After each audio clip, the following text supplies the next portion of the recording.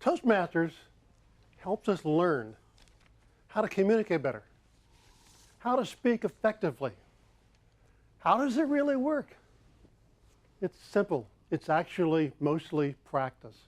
But it's a special kind of practice with feedback.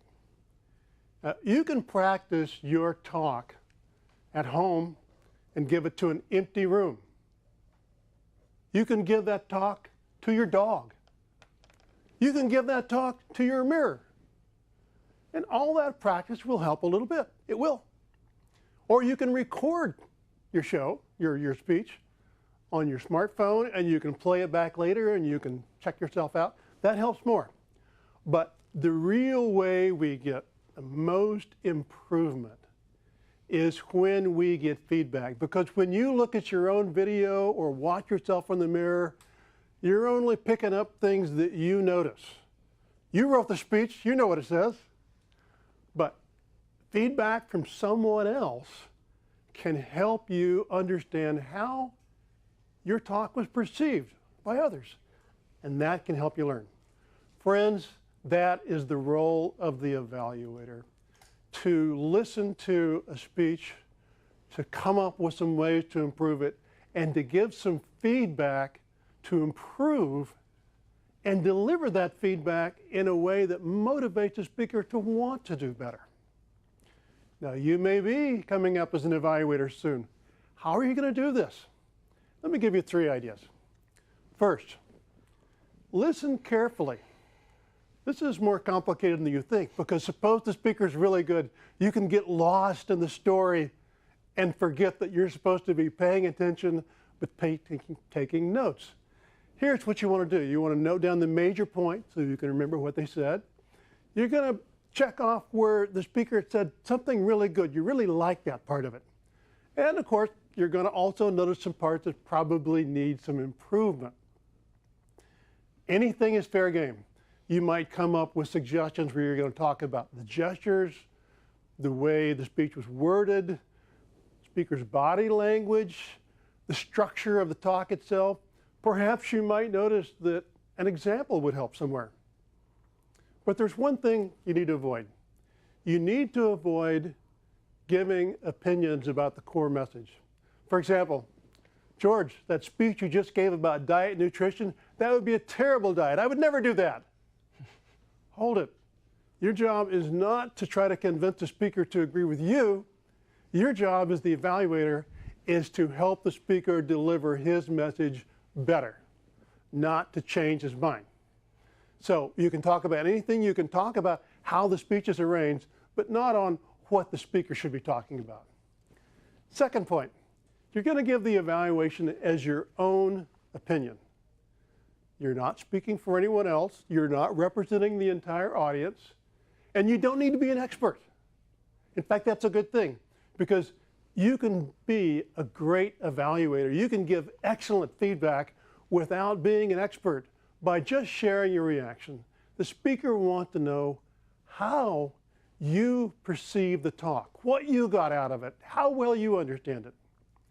The speaker needs specific feedback from you. So when you're giving feedback, make it specific, not something general like, I don't think the audience got that part of it. Make it something very specific. For example, George, when you were explaining why we need 5 servings of broccoli a day, I didn't understand that part. I lost track of the reasoning. So you can help a speaker become better by giving them your feedback. It's really that simple. They need to know how you perceive the talk. Third, you want to choose your points carefully. If you're really listening and paying attention, you probably came up with several suggestions that you might give, several things you liked about that talk. But you really want to give just a few. You want to give maybe a couple of suggestions or a couple of points where you compliment them on certain things that did well, it worked.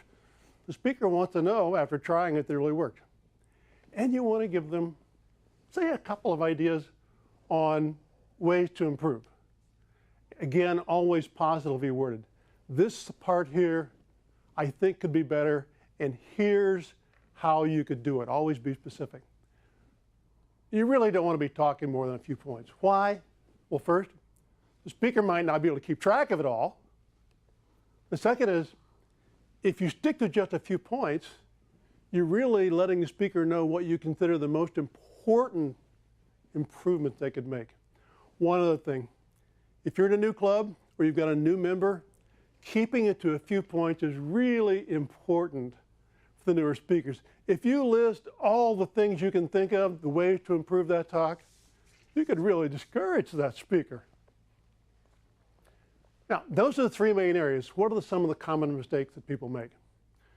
First one is giving an evaluation that is too negative or too harsh.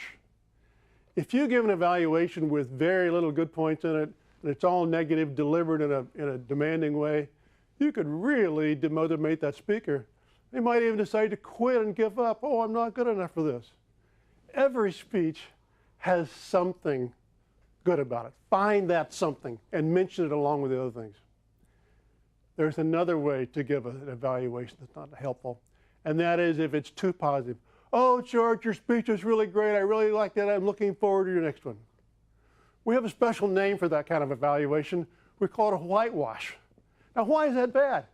Because the speaker came in and gave that talk in Toastmasters hoping to get a suggestion on how to improve it. If you didn't give them any suggestions, how can they improve? So find something to talk about, even in a very good speech. Here's an idea. If they're really good, maybe you don't have a way that you say you could really improve, but you could offer a suggestion. Why don't you try that first section a different way? Why don't you say this instead of that? So pulling all these points together. The purpose of an evaluation is to provide feedback to the speaker that will help that speaker improve. So we went over the points. The first point is listen carefully. Don't get lost in the story. Take notes so that you can give your own impressions. The second one is, remember, you don't have to be an expert. You are giving your opinion, your honest opinion, delivered in a helpful, useful way. You want to let the speaker know what you liked, what parts worked well as suggestions for improvements. As an evaluator, you can truly make a difference for one of the members of your club by giving them helpful feedback that you deliver to them in a way that motivates them to want to go improve, to tackle that next project. It's a fantastic feeling. So always evaluate to motivate.